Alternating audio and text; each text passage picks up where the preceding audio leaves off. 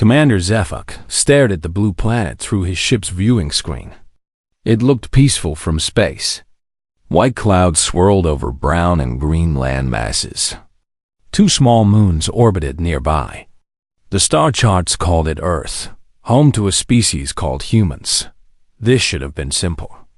The Veltar Empire had conquered 847 worlds. They had a system that always worked.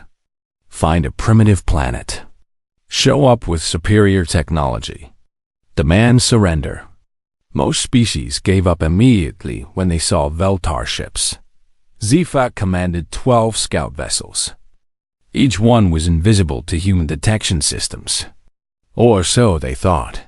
"Sir, we have a problem," said his second officer, Nextel. "The humans are tracking us." Zefuk's 4 eyes focused on the display screen.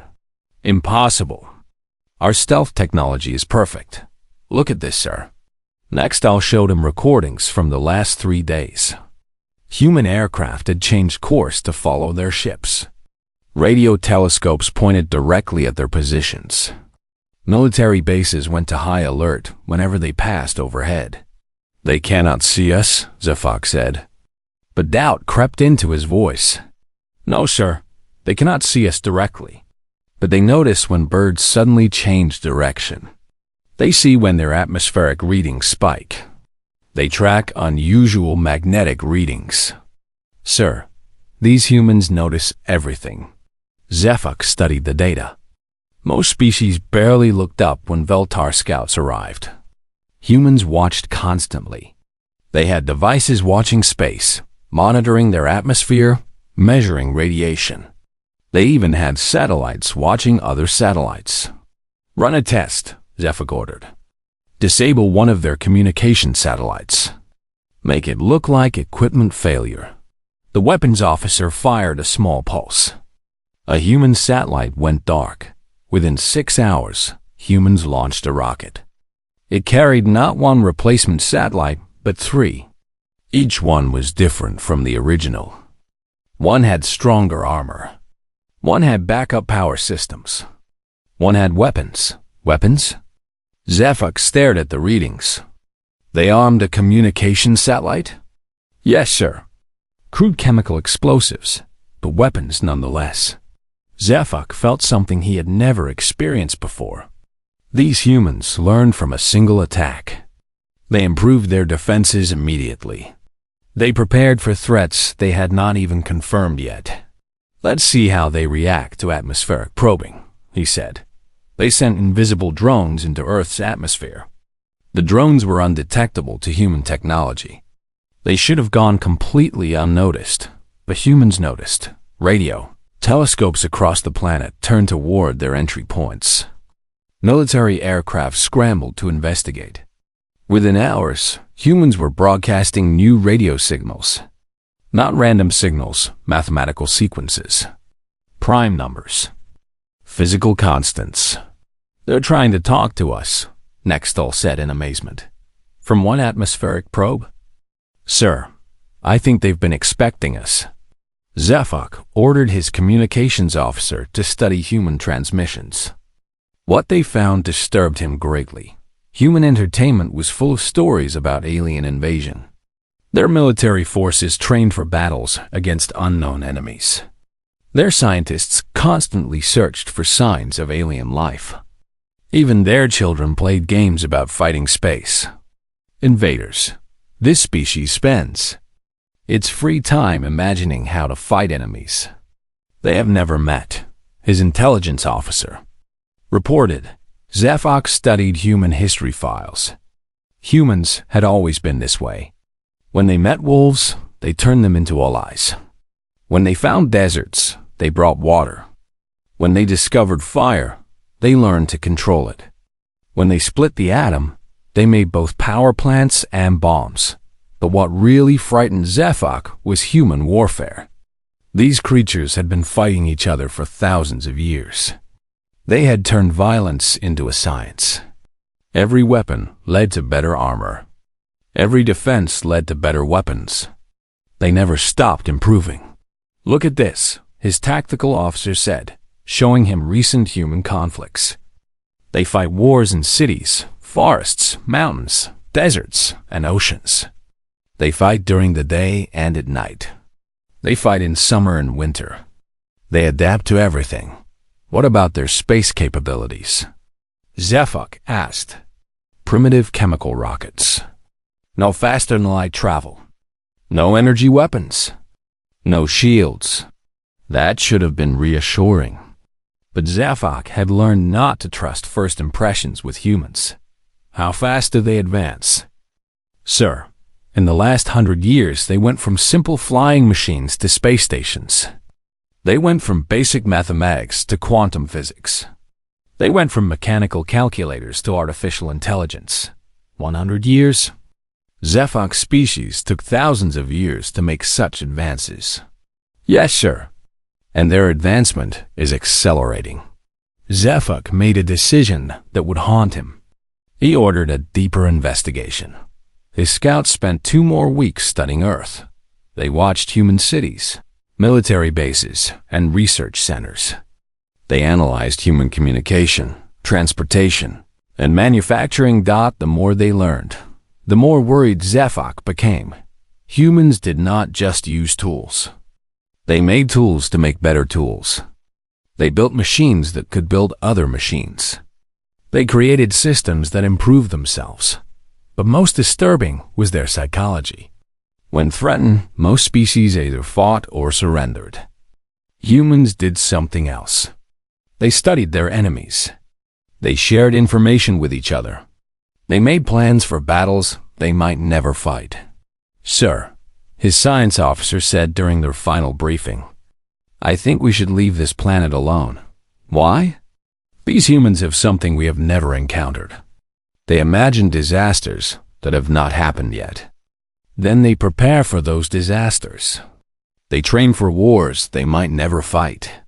They build weapons for enemies they have never seen. Zefuk looked at the data one more time.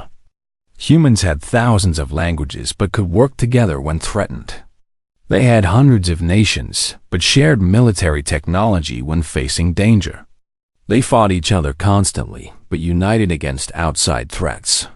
Sir, they have been preparing for us since they first looked at the stars, his intelligence officer added. Not for the Veltar Empire specifically, but for anyone who might come from space with hostile intentions. Zefuk knew he had to warn the High Council. This species was different. They were dangerous in ways the Empire had never encountered. As his ships prepared to leave Earth's solar system, Zefuk took one last look at the blue planet. Somewhere down there, humans were probably still tracking his invisible ships, still trying to communicate with visitors they could not see, still preparing for threats that might never come. He had studied 847 worlds. None of them had scared him. Earth terrified him. The humans did not know the Veltar Empire existed. But Zefuk was certain that if the Empire tried to conquer Earth, it would face something unprecedented, a species that turned every challenge into an opportunity to become stronger. He only hoped the High Council would listen to his warning. Zefuk stood before the High Council of the Veltar Empire. The massive chamber on Velprima held the most powerful beings in known space. These 12 individuals controlled 847 worlds. They commanded fleets that could destroy planets. They had never known defeat. Supreme Admiral Kethver sat in the center chair, his purple skin marked with the scars of 100 battles. His reputation was built on swift, brutal conquests. To his left and right sat the other council members, each one responsible for different aspects of the empire. Commander Zefuk, Kethver's voice echoed through the chamber. You requested this emergency session to discuss a primitive world. Explain. Zefuk activated the holographic display. Earth appeared in the center of the room, slowly rotating. Honored Council, I have discovered something unprecedented on this planet. The humans are unlike any species we have encountered. How so? Asked Council Member Vexta, Head of Intelligence. Your report shows they have no faster-than-light travel. No energy weapons. No planetary shields. That is correct, Honored One, but they have something more dangerous than advanced technology. They have imagination. Several council members laughed. Zefuk had expected this reaction. Commander, Kethver said with amusement, imagination does not stop plasma cannons. With respect, Supreme Admiral, it can. Let me show you. Zefuk changed the display to show human entertainment. Movies about alien invasion filled the air. Books about space wars. Games about fighting unknown enemies. This species spends its leisure time imagining how to fight threats that do not exist, Zefuk explained. They create detailed scenarios about alien invasion. They study fictional battles against superior technology. They train for wars they have never fought. Children's stories, dismissed Council Member Raxalon, head of military operations. Every species has myths about monsters. No, sir, this is different. Zefuk showed them human military training. Look at their exercises. They practice fighting in every environment. They train for battles against enemies with unknown capabilities. They prepare for scenarios they hope will never happen. The display changed to show human history. In the past 1,000 years, this species has faced countless challenges. Disease, natural disasters, wars between their own nations. Each time, they adapted. Each time, they became stronger. Standard evolution, said Council Member Veska, head of Science Division. All species adapt to survive. Not like this. Zefuk showed them human cities. When they faced earthquakes, they built earthquake-resistant buildings. When they faced floods, they built flood controls. When they faced disease, they developed medicine. But humans go further. They prepare for earthquakes that have not happened yet. They plan for floods that may never come. They develop vaccines for diseases that do not exist. Your point, Commander? Kethver was growing impatient. They are always preparing for the next threat.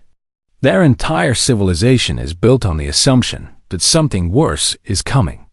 And they might be right. Zefuk changed the display again. This time, it showed human technology advancement. In 100 years, they went from basic flight to space travel. They went from mechanical calculation to artificial intelligence. They went from chemical explosives to nuclear weapons. Still primitive compared to our technology, said Raxalon. Yes, but observe the rate of change. They do not just advance. They accelerate their advancement. They build tools that help them build better tools. They create knowledge that helps them gain more knowledge faster. Zefuk showed them the satellite incident. When we disabled one satellite, they launched 3 replacements within hours. Each one was improved. One had better armor. One had backup systems. One had weapons. Crude weapons, laughed Dexta. Yes, but they weaponized a communication satellite in 6 hours. 6 hours. Most species take months to respond to our presence. Humans responded before they even confirmed we existed. The council members looked less amused now. Zefuk pressed his advantage. Honored Council, I have studied their psychology extensively. When most species face superior force, they surrender or flee. Humans do neither. They study. They learn. They adapt. And most concerning of all, they share knowledge. Explain, demanded Kethver. On most worlds, different nations keep military secrets from each other. Even when facing invasion, they protect their advantages. Humans are different. When threatened by outside forces, they share everything. All their military technology, all their scientific knowledge, all their tactical experience. Zefuk showed them examples from human history. When their entire species was threatened by global war, they created international alliances. When they faced disease pandemics, they shared medical research globally. When they explored space, they built international space stations. They become stronger when threatened, he continued. Most species become weaker under pressure. They panic. They make mistakes. They surrender. Humans become more organized, more innovative, and more dangerous. Council member Yexma, head of psychological warfare, finally spoke. Commander, your concerns are noted. But we have conquered species with similar traits. Unity in the face of threat is not uncommon. With respect, Honored One, you have never faced anything like this. Zephuk's voice grew urgent. Humans have been united against outside threats for less than a century, but they have already created weapons that could destroy their entire planet. They have built machines that can think. They have split the fundamental forces of matter itself. And yet, said Kethver coldly, they remain trapped on their single world while we command nearly 1,000. For now, Zephuk said quietly, but if we attack them, we will teach them things they do not yet know. We will show them our technology, our tactics, our weaknesses. And humans learn faster than any species we have encountered. The chamber fell silent for a moment. Then Kethver stood up.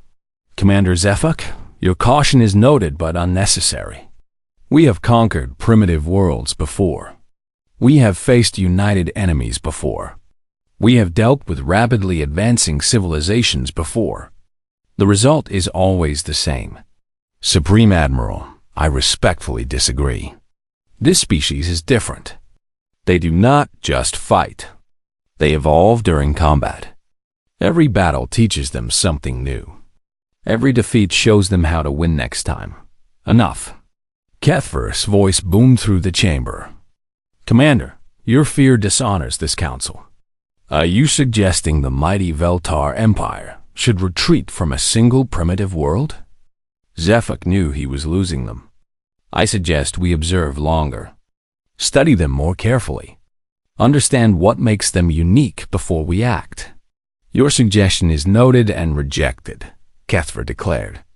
We will proceed with standard conquest protocols. The 47th Fleet will depart in 6 months. Supreme Admiral, please reconsider. If we attack Earth, we may be starting something we cannot finish. This council has heard enough, Kethver announced. Commander Zephuk, your excessive caution has been noted. You are hereby reassigned to Patrol Sector 12. Far from Earth and far from this council. As security guards approached, Zephuk made one final attempt. Honored Council, when cornered, most species submit or break. Humans become something else entirely. Something we have never faced before. Guards, escort the commander to his new assignment. Kethver ordered Dot as they led him away. Zephuk heard Kethver address the council. Fear makes cowards of even our best officers. The 47th Fleet will demonstrate why the Empire has never failed. Walking through the corridors of the council building, Zephuk felt a chill that had nothing to do with the temperature. He had tried to warn them. He had shown them everything he learned about humans. They had chosen to ignore him. In 6 months, the Empire would attack Earth. Zephuk was certain of 2 things. First, the 47th Fleet would expect easy victory. Second, they had no idea what they were about to face. The humans were about to teach the Veltar Empire a lesson they would never forget. 6 months later, Supreme Admiral Kethvar stood on the bridge of his flagship as the 47th Conquest Fleet emerged from hyperspace near Earth. 200 ships materialized in perfect formation, their hulls gleaming with the power of the Empire. Kethver smiled with satisfaction. This fleet had conquered 12 worlds in the past 5 years. Each conquest had taken less than a week. Most planets surrendered within hours of seeing Veltar firepower. Status report, he commanded. All ships in position, Supreme Admiral, reported Fleet Captain Hexron. Stealth fields active. The humans cannot detect us yet. Excellent. Begin Standard Conquest Protocol Phase 1. The 47th Fleet had refined their approach over centuries. Phase 1 was psychological warfare. Show the primitives overwhelming force. Make them understand resistance was futile. Accept their surrender. Target their communication satellites, Cathver ordered. All of them. Simultaneous strike. Invisible energy beams lanced out from the fleet. In seconds, every human satellite went dark. GPS systems failed. Communication networks crashed. Television broadcasts stopped. Internet connections died. Cathver watched Earth through his viewing screen. Cities that had blazed with light began to dim. "How long until they surrender?" he asked his staff. "Based on previous conquests, 12 to 36 hours, replied his intelligence officer. Loss of communication always causes panic and social breakdown. But as they watched, something unexpected happened. Instead of chaos, humans began organizing immediately. Emergency radio networks activated. Military units switched to hardened communication systems. Government facilities powered up backup generators. "Sir," reported the communications officer, "we're detecting massive activity on their emergency frequencies." "Panic broadcasts?" "No, sir. Coordination signals. They're organizing their response." Cathver frowned. This was not the usual pattern. Begin Phase 2. Disable their power generation. The fleet targeted Earth's major power plants. Nuclear reactors went offline. Hydroelectric dams stopped generating. Solar farms went dark. Within hours, most of the planet lost electrical power. "Now they will understand their helplessness," Cathver said confidently. But again, humans surprised them. Instead of surrendering, they adapted. Hospitals switched to backup power. Military bases activated independent generators. Emergency services continued operating. Most remarkably, civilian populations began helping each other instead of panicking.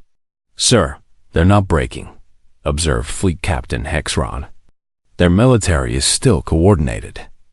Their government is still functioning." "Impossible. No species maintains organization after losing power and communications." "Perhaps we should reveal ourselves and demand surrender," suggested the intelligence officer. "Not yet. Begin Phase 3. Atmospheric demonstration." Valtar ships descended into Earth's atmosphere, their stealth fields making them invisible. They flew over major cities, creating sonic booms that shattered windows. They generated electromagnetic pulses that disabled electronic devices. They wanted humans to feel helpless against an invisible enemy. The effect was immediate, but not what they expected. "Sir, human military aircraft are scrambling," reported the tactical officer. "Let them come. They cannot see us." But the humans did something unprecedented. Instead of flying randomly, their aircraft formed search patterns. They used mathematics to predict where the invisible ships might be. They shared data between different military units. They even convinced civilian observers to report unusual sightings. "They're triangulating our positions," the tactical officer said with amazement. "How?" "Our stealth technology is perfect. They're not trying to see us directly, sir. They're mapping the effects we create. Pressure waves from our engines. Magnetic distortions from our shields. Infrared signatures from our exhaust." Cathver watched in growing irritation as human forces began tracking his ships with disturbing accuracy. All ships maintain maximum altitude. Avoid populated areas. "Sir," the communications officer interrupted, "we're receiving a transmission from Earth." "A surrender message?" "No, sir. They're broadcasting mathematical sequences. Prime numbers. Physical constants. They're trying to communicate." Cathver stared at the display. "They want to talk?" "It appears so, sir. The signals are coming from multiple locations worldwide." Scientists, military installations, even amateur radio operators. After everything we've done to them, they want to negotiate? Sir, the intelligence officer said slowly, I don't think they're trying to negotiate. I think they're trying to learn about us. The implications of that statement hung in the air. Kepfer had expected fear, chaos, and surrender. Instead, he was facing curiosity, organization, and scientific investigation. Begin Phase 4. We reveal ourselves and demand surrender. The stealth fields deactivated. 200 massive Veltal warships became visible in Earth's sky. Each ship was kilometers long, bristling with weapons that could destroy cities. They took positions over major population centers, an overwhelming display of power. Kepfer activated the communication system. His voice would broadcast to every human radio and television frequency that still worked. People of Earth, I am Supreme Admiral Kepfer of the Veltar Empire. Your world is now claimed by the Empire. You have witnessed our power. Resistance is futile. You have 24 hours to surrender unconditionally. He cut the transmission and waited for the response. On previous worlds, surrender came within minutes. Populations would flood their governments with demands to accept defeat rather than face annihilation. Hours passed. No surrender came. Instead, something impossible happened. Human governments around the world began sharing information. Military technology that had been closely guarded secrets became freely available to all nations. Scientific research was open to global collaboration. Defense strategies were coordinated across the entire planet. Sir, the intelligence officer reported, his voice filled with disbelief. They're working together. What do you mean? All human nations are sharing military technology. The Americans are giving missile designs to the Russians. The Chinese are sharing radar technology with Europeans. Countries that were enemies yesterday are allies today. Kepfer felt something he had never experienced in conquest: uncertainty. Show me. The display showed activity across Earth unlike anything in the planet's history. Weapons factories were retooling to produce new designs. Scientists were combining technologies from different countries. Military units were learning tactics from former enemies. In 16 hours, they've shared more military knowledge than most species develop in centuries, the intelligence officer continued. Sir, interrupted the communications officer urgently. We're detecting launch signatures from Earth. Missiles? No, sir. Rockets. They're launching something into space. Multiple launch sites around Earth fired rockets simultaneously. Not crude chemical rockets, but new designs incorporating shared technology from multiple nations. Where are they going? Demanded Kepfer. Sir, they appear to be targeting our outer perimeter ships. With primitive rockets, our shields will stop them easily. But as Kepfer watched, he realized these weren't attack missiles. They were observation probes. Humans were trying to study Veltar ships up close. They're scanning us, reported the tactical officer. Impossible. Their technology cannot penetrate our hulls. They're not trying to penetrate, sir. They're analyzing our external signatures.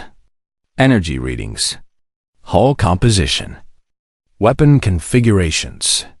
Sir, they're trying to reverse engineer our technology. Kepfer stared at the tactical display. In less than 24 hours, humans had gone from divided nations with primitive technology to a unified planetary defense force actively studying their attackers. Sir, the fleet captain said quietly, perhaps we should proceed directly to orbital bombardment. Kepfer considered this. Standard protocol called for graduated escalation. But these humans were not responding to standard protocol. Negative. We give them their full 24 hours. Then they surrender, or we demonstrate what happens to planets that defy the Empire. But deep inside, for the first time in his career, Kepfer wondered if he had underestimated his enemy. On Earth below, humans were not preparing to surrender. They were preparing to fight, and they were learning from every moment of contact with their attackers. The 24-hour deadline was approaching, and Kethver was beginning to understand Commander Zefak's warning. These humans were indeed different. The 24 hours had passed. No surrender message came from Earth. Supreme Admiral Kethver stood on his bridge, watching the blue planet that dared to defy the Empire. Final warning transmitted and ignored, reported the communications officer. Very well, Kethver said coldly. Begin orbital bombardment. Target their military installations first. Show them the price of resistance. The 47th Fleet opened fire. Plasma beams lanced down from orbit, striking military bases around the world. Mountains of metal and concrete vanished in seconds. Underground bunkers collapsed. Aircraft carriers turned to vapor. Kethver watched the destruction with satisfaction. This always worked. Show overwhelming force. Break their military. Accept their surrender. But something was wrong. Sir, reported the tactical officer, their military command structure is still operational. Impossible. We destroyed their major bases. Yes, sir, but they have backup facilities. Multiple backup facilities. Every important base has 3 or 4 alternate command centers. Kethver frowned. Most species kept their military leadership in a few heavily defended locations. Humans seem to have spread their command structure across the entire planet. Target the backup facilities? He ordered. More plasma beams struck Earth. Secondary military bases disappeared in balls of fire. But within hours, new facilities came online. Commands continued flowing to human forces. How many backup systems do they have? Kethver demanded. Unknown, sir. Every time we destroy a facility, 2 more activate. It's like they planned for this exact scenario. The intelligence officer looked up from his console. Sir, human resistance is actually increasing. They're not surrendering. They're fighting back. With what? We've destroyed their military infrastructure. Sir, they're improvising weapons. Commercial cargo ships are being converted to kinetic missiles. Communication satellites are being turned into orbital weapons. They're even launching civilian rockets at our ships. Kethver watched the tactical display in amazement. Crude human rockets were indeed targeting his fleet. They had no chance of penetrating Veltar shields, but that wasn't the point. They're still studying us, the science officer reported. Every probe they launch carries different sensors. They're learning about our technology with each attempt. Sir, incoming transmission from the surface, announced the communications officer. Their surrender? No, sir. It's unusual. The main screen activated, showing a human in military uniform. Behind him, Kethver could see what remained of a destroyed city. But the human's expression was not one of defeat. Admiral Kethver, the human said calmly. I am General Sarah Chun, representing the United Earth Defense Council. You wish to surrender? Kethver asked. Double quotes. No, I want to thank you. Kethver blinked in confusion. Thank us? For 24 hours, you showed us your capabilities while holding back your full firepower. That gave us time to study your technology and adapt our defenses. We appreciate the learning opportunity. The transmission ended, leaving Kethver staring at an empty screen. Did she just thank us for attacking them? Asked Fleet Captain Hexron. Before anyone could answer, alarms began sounding throughout the fleet. Sir, we have multiple launches from Earth's surface, shouted the tactical officer. Hundreds of missiles incoming. Activate point defense systems. Primitive missiles cannot harm us. But as the missiles approached, Kethver realized these were not the same crude rockets from before. The new missiles moved faster. They changed course to avoid defensive fire. Some split into multiple warheads. Sir, these missiles are using modified Veltar technology. Impossible. We've only been here 2 days. They're using simplified versions of our propulsion and targeting systems. They must have reverse-engineered them from the probe data. The first missiles reached the fleet's shields. Most were destroyed by point defense, but a few got through. They didn't damage the ships, but they attached small devices to the hulls. What are those? Kethver demanded. Scanning devices, sir. They're studying our shield frequencies and hull composition. More waves of missiles followed. Each wave was different, incorporating lessons learned from the previous attack. Human technology was evolving during the battle. Sir, we need to increase bombardment intensity, suggested the fleet captain. Destroy their manufacturing capabilities. Kethver ordered targeting of Earth's major cities and industrial centers. Plasma fire rained down from orbit. But again, humans surprised them. Critical industries have been moved underground or dispersed to smaller facilities. Instead of a few major factories, humans now had thousands of smaller ones. Instead of centralized production, they had distributed manufacturing. They prepared for orbital bombardment, the intelligence officer said in disbelief. They moved essential infrastructure before we even arrived. How could they know our tactics? Sir, I think they studied our previous conquests. They analyzed how we attacked other worlds and prepared countermeasures. For the first time in his career, Kethver felt a chill of fear. These humans had watched the Empire destroy other civilizations and learned from their defeats. Weeks passed. The bombardment continued. Human cities burned. But human resistance only grew stronger. Sir, we're detecting new technology from Earth, reported the science officer. They're launching spacecraft. Spacecraft? They barely had chemical rockets a month ago. These are using hybrid technology. Part human engineering, part reverse-engineered Veltar components. They're crude but functional. Human ships began launching from hidden bases around the world. They were ugly, hastily built vessels that looked like nothing the Veltar had ever seen. But they worked. Sir, human vessels are attempting to board our outer perimeter ships. Kethver watched in amazement as crude human spacecraft latched onto Veltar vessels.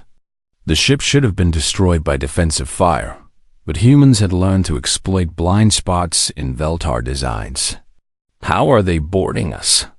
Our airlocks are incompatible with their technology. They're cutting through the hull, sir, using plasma torches reverse-engineered from our weapons. Fighting broke out inside Veltar ships as humans in primitive spacesuits forced their way aboard. They carried crude weapons, but they fought with desperate determination. More disturbing was what happened after humans captured equipment. Every piece of Veltar technology taken by human boarders was immediately shared with the entire Earth defense network.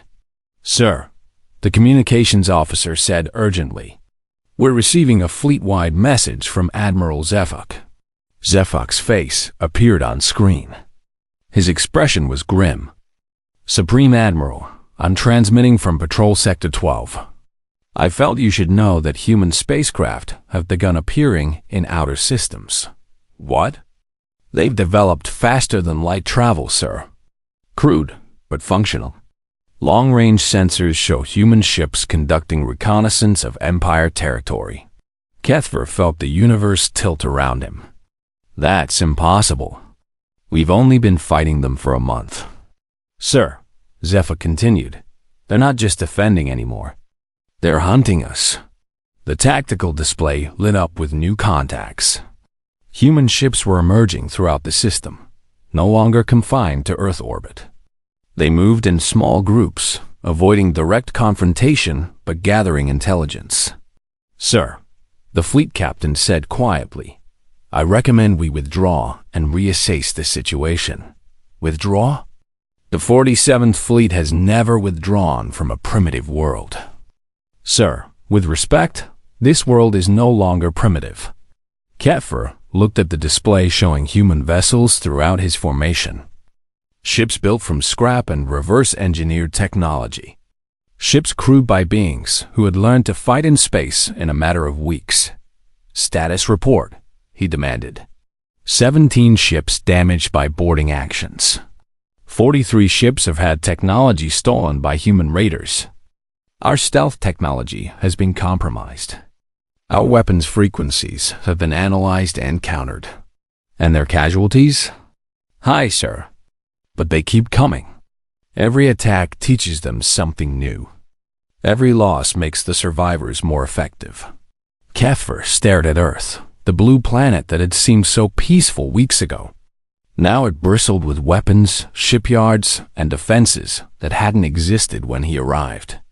Sir, the intelligence officer added, long-range scans show they're building something large on the far side of their moon. Massive construction. Unknown purpose. For the first time, Kefir understood Commander Zifok's warning. Humans didn't just resist invasion. They learned from it. They adapted. They became something more dangerous than they had been before. The Empire had wanted to conquer Earth. Instead, they had created something unprecedented, an enemy that grew stronger with every battle dot, and now that enemy was no longer trapped on one world. 1 year after the first human satellite went dark, Commander Zifok stood once again before the High Council of the Veltar Empire. But this time, the chamber felt different. Half the seats were empty. Emergency lighting cast strange shadows. The confidence that had once filled this room was gone. Supreme Admiral Kefir was not among them. His flagship had been destroyed in the final battle over Earth's moon. The entire 47th Conquest Fleet was gone. Not defeated in one great battle, but worn down ship by ship, crew by crew, until nothing remained. The new Supreme Admiral, Yexto, looked older than his years. Commander Zefok, you have been recalled to active duty. Please present your assessment of the human situation. Zefok activated the holographic display, but instead of showing Earth, it showed the border regions of Empire space. Red markers indicated human activity. There were dozens of them. The humans are no longer confined to their home system, Zefok began. They have established forward bases in 17 different star systems. They are systematically hunting down Imperial forces. How many ships do they have? Asked Council Member Vesta, the sole survivor from the original council. Unknown. They build vessels unlike anything we've seen before. Fast, cheap, and numerous. They can construct a combat fleet faster than we can organize a response. Zefok changed the display to show a human vessel. It looked like no ship in any design database. Parts of it were clearly reverse-engineered Veltar technology. Other sections used unknown human innovations. The whole design looked improvised, but sensor readings showed it was devastatingly effective. They don't build standardized ships, Zefok explained. Every human vessel is different. They use whatever materials are available, whatever technology they've captured, whatever new innovations they've developed. What about their strategy? Asked the new admiral. They have no strategy in any sense we understand. They attack when they think they can win. They retreat when they cannot. They share information instantly across their entire fleet. Most importantly, they learn from every engagement. Zefok showed battle recordings from the past year. Human tactics had evolved rapidly. Early engagements showed crude, desperate attacks. Recent battles revealed sophisticated strategies that exploited weaknesses in Imperial doctrine. Sir, they've studied how we fight. They know our standard formations, our preferred tactics, our response patterns. They use our own procedures against us. Surely our technological advantage remains, suggested Council Member Raxalon. No, sir. They have reverse-engineered most of our key technologies. They've improved some of them. Their manufacturing methods allow them to build ships in weeks, while our vessels take months to construct. The chamber fell silent as the implications sank in. "What do they want?" asked Admiral Yextel. Zefok had dreaded this question. Based on intercepted communications and observed behavior, they have two primary objectives. First, the complete elimination of the Veltar Empire as a threat. Second, the liberation of all worlds under Imperial control. Liberation? Dexter's voice was barely a whisper. Yes, they are not interested in conquest or tribute. They want to ensure that no other species suffers what they suffered. They view the Empire itself as a threat to all intelligent life. Zefok changed the display to show recent human operations. They have made contact with resistance movements on 14 Imperial worlds. They are providing weapons, technology, and tactical support. Several planets have declared independence. Rebellion, Admiral Yextel said grimly. Worse than rebellion, sir. Revolution. The humans teach other species how to fight us. They share their technology freely. They provide military advisors. Most disturbing, they're very good at it. The display showed the Keth Prime system, formerly a major Imperial base. It now flew human flags alongside those of the native Keth Prime people. "How did we lose a fortress world?" demanded Raxalon. The humans didn't attack directly. They contacted the Keth Prime resistance, provided them with weapons and training.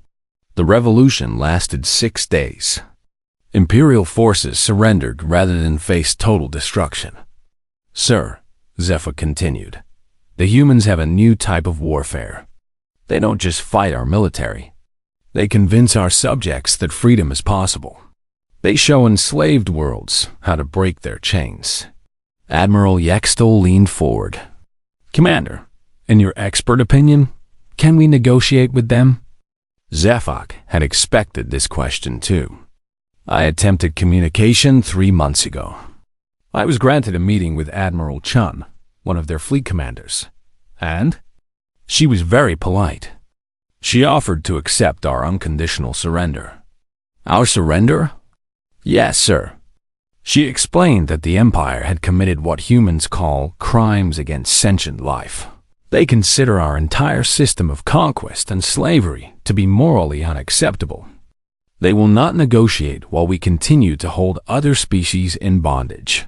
"What if we release our subject worlds?" Astav stood desperately. "I asked that question. Admiral Chun said it was a good first step.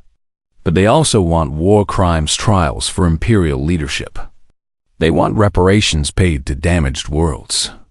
And they want guarantees that the Empire will never again attack any planet." "Impossible," said Raxalon. "The Empire cannot surrender to primitives." "With respect, sir, they are no longer primitive. In 1 year, they have advanced from chemical rockets to faster than light travel. They have gone from a single planet to a multi-system fleet. They have developed technology we don't understand." Zefok showed them the latest intelligence. "They have weapons that phase through our shields, ships that can appear without warning, manufacturing systems that can build fleets using raw materials from asteroids." "Sir, they are no longer the species I first encountered." "Then what do you recommend?" asked Admiral Yextel. Zefok took a deep breath. "Complete surrender. Release all subject worlds immediately. Provide reparations as requested. Submit to human oversight during our transition to a peaceful civilization." The chamber erupted in angry voices. But Admiral Yestol raised his hand for silence. "What happens if we refuse?" he asked quietly. "Based on human patterns, they will continue systematic elimination of Imperial forces. They will support revolutions on all our worlds. They will hunt down every Imperial ship until the Empire ceases to exist." "How long?" "At current rates of expansion, 18 months until they reach Valprima." The weight of that statement settled over the chamber. Valprima, the heart of an empire that had ruled for thousands of years, would fall to a species they had tried to enslave just 1 year ago. "Sir," Zefak added. I monitored their communications during our meeting. Admiral Chun expressed regret about the necessity of war. But she also said something that stayed with me. What? She said humans have a simple rule. Never again. They will ensure that no species ever again faces what they faced. The Empire represents everything they oppose. They will not rest until we are no longer a threat to anyone. Admiral Yextel stood slowly. Commander Zefak, prepare a message for transmission to human forces. What should it say, sir? That the Veltar Empire formally requests terms for unconditional surrender. As Zefak left the chamber to prepare the transmission, he thought about his first encounter with Earth. He had tried to warn them about humanity's potential. They had ignored him. Now the price was clear. The empire that had conquered 847 worlds would become the first in galactic history to surrender unconditionally to a species they had tried to enslave. And somewhere in space, human ships continued their expansion, carrying a simple message to every intelligent species they encountered. You are free. No one will enslave you again. We will make sure of it. Commander Zefak had been right about humans. When cornered, they became something unprecedented. Something that would change the galaxy forever. The age of the Veltar Empire was over. The age of human protection of all sentient life had begun.